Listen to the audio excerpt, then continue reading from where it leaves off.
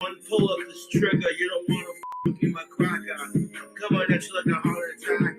Cause your fucking shit's psychotic and you're mad whack.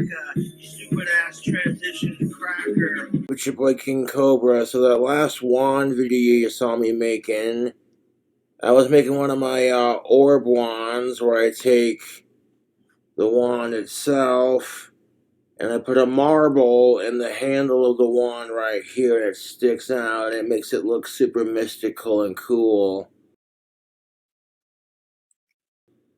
But in order to do that, once the wand is carved, before I color it and stain it, I take a drill bit and I drill a tiny hole on the flat surface of the wand back here. And then I'll take some clear drying Gorilla Glue and fill that hole up. Once that hole is deep enough to hold the orb and or crystal, you just stick it in there. And a little bit of clear drying Gorilla Glue, and you want to get some like painter's tape and wrap it around the wand, and then put it in a vice clamp so it'll protect the sand finish before you paint it, and hold it straight up. You know what I'm saying? And what I do is, before I put the orb in there, or the crystal or whatever, you drill the hole, and then once it's good to go on that, you color the entire fucking wand, paint it, stain it, whatever. And then when that's done being stained, you put, like I said, some fucking painter's tape around the blade of the wand, and you stick it in the vice clamp, and you pinch it just like that. And these things turn out really pretty, YouTube. Yes, they do.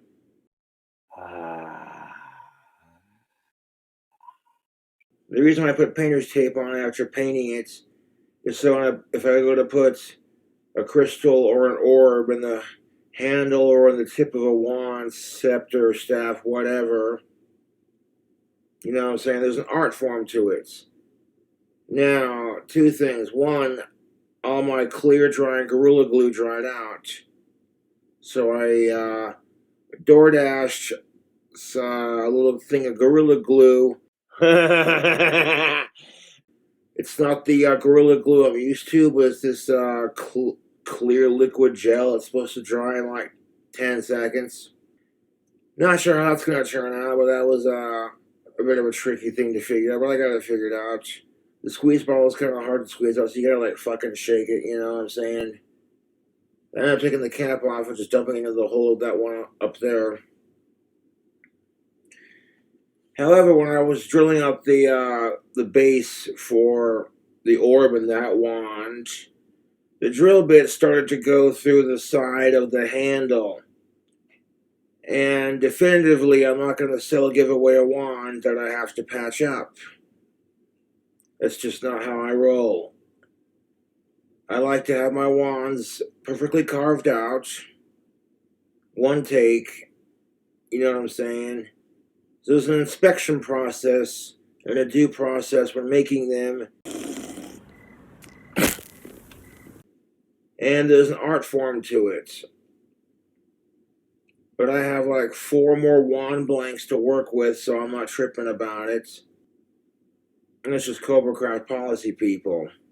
And the wands, they sell quickly too, man.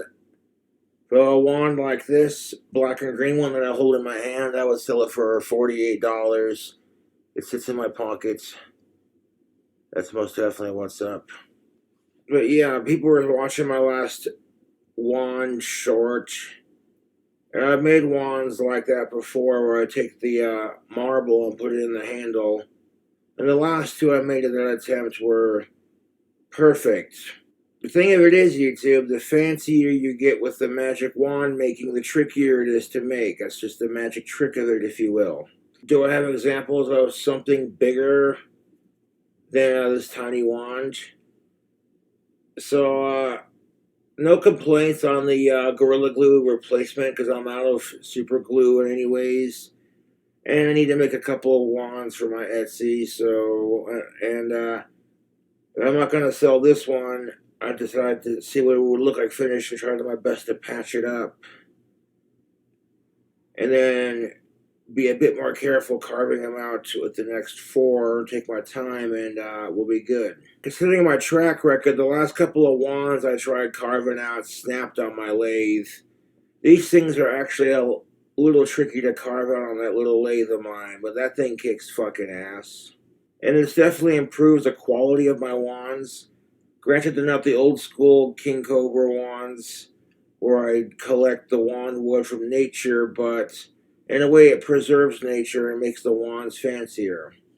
But I can make bigger wands with quartz crystals and copper wire. And like I said, I traditionally use clear drying Gorilla Glue for my wands whenever I'm using like leather or copper or like a shiny, you know, is the simplest way of putting it.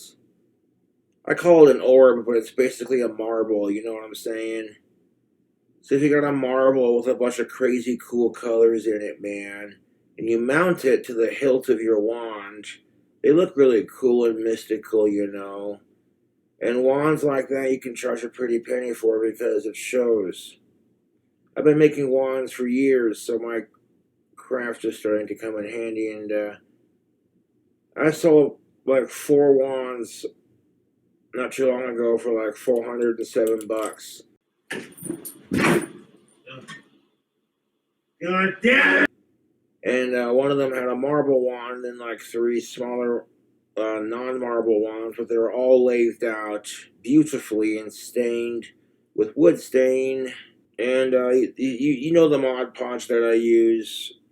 I show it off. I show the supplies off that I used to make my wands. People want to make their own. I don't give a shit. Although I see people on Etsy, this makes me chuckle.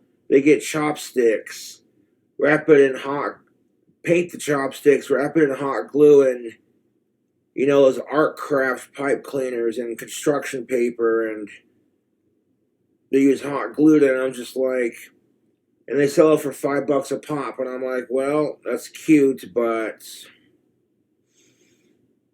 this is how I like to make wands. I'll either gather the wand from nature. Oh, the way I've been doing it with the lathe is more professional, and it looks better in my opinion, and works just as good as the old school ones. Do you have an example of a fancier wand, Mr. Cobra? Yes, I do. This is a scepter. It's a little bit bigger. This is part of my personal collection right here. The handle is black with brown leather. And then we got copper wire going all the way up the scepter. And then this part right here at the end glows in the dark. And in the glow-in-the-dark spot, you got this gigantic real quartz crystal jutting out of it. With a little bit of copper wire holding it down there. This would be a scepter because it's a little bit bigger than, say, a wand. There's a difference. This is easier to conceal, carry, and like practice magic. Although generally speaking, the bigger the wand, the more powerful it is. And sometimes it's not the wand, but it's the person wielding it. Some people are gifted with this kind of thing, some people aren't. These things are tricky to make YouTube. They're not easy. The one that I accidentally screwed up on with the handle that I had to patch up, it took me like 33 minutes to carve it out. And you give or take the day and a half to 2 days it takes to stain it and let the stain dry. Although I stained it with wood stain, let it dry overnight. So that's well over an hour's worth of work. And then you include the fact of, okay, once you got that and everything, now you got to like the delicate process of attaching your crystals and your orbs to your staffs. That's exactly what I'm fucking saying, dude. This is a beast of a staff. And this, friends and foes, was made from locally harvested Wyoming wood here in town. We have the grip right here, and then like crisscrosses down here a bit. It's black leather with black and green paint, and some gold looking copper, and real quartz crystals. Now, the reason why you want to get real quartz crystals is because they're more durable. They're made from actual rocks. You see those cheap glass crystals and you're like, no, no, no, no, no, no, no, no, no. You can make a wand with it, but it makes the wand more delicate. So I prefer to use real quartz. And this is the other stuff I was mentioning with the trip pant chains. Back in the day, I'd wrap my wands very tightly in electrical tape because there's electricity and magic, and humans have electricity in their body. And then I'd coat that with spray paint, and that would harden to the wood. And it created a very smooth and this is like an old school smooth texture. And then for a while, they had trip pant chains were made illegal because some asshole was abusing the right to wear them, and it was like he hurt somebody with it, and then people made a big stick about it, no pun intended, and so they became illegal to wear in your pants. I'm like, well, fuck, and I got these trip pants, and I'm like, what am I supposed to do with them? So I took these trip pant chains and like put it on the staff. And then right here where the quartz crystal is sitting, it's wrapped in fucking guitar strings. And you can see where like the border of it cuts off. This is a cool looking stuff too, dude. You take some like broken guitar strings and wrap it around the quartz to hold it in. I mean, it works. And I also used wire or whatever I could find, you know. To be a bit more careful when carving them out. The next 4 or so left. It is what it is. After breaking the last couple of them, trying to get them carved on that lathe. And it's tricky because you've seen me make them on the YouTube. Had one where it successfully came out a while back, and then you saw when it happens, when it snaps and gets too thin. It is what it is.